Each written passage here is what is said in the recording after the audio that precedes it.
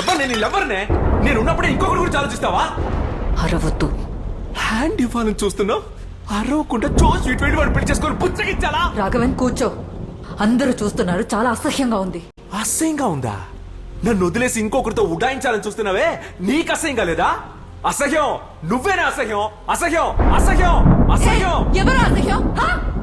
రెండేళ్ళుగా ఒక్క జాబ్కి కూడా వెళ్లకుండా ఖాళీగా కూర్చున్నావే, నువ్వేనా అసహ్యం? అయితే ఏం పీకడానికి అసహ్యం చుట్టూ కాలేజీలో కుక్కలాగా తిరిగావు? ఎందుకు తిరిగావు చెప్పవే? నేనా ప్రపోజ్ చేశాను? నువ్వేగా చేసావు. నేనా చేశాను? నేనేరా చేసింది, నేనేరా నీ వెనకాల కుక్కలా తిరిగింది.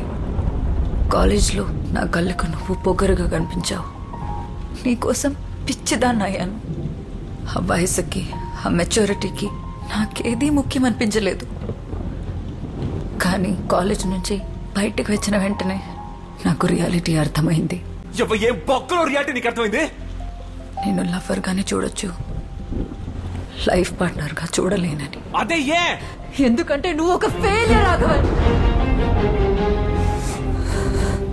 నీతో బతికితే నా లైఫ్ కూడా ఫెయిలియర్ అవుతుందని నాకు భయంగా ఉంది.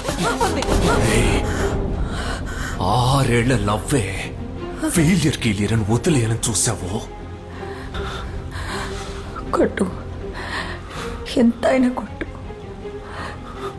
కానీ వదిలేసి ప్లీజ్.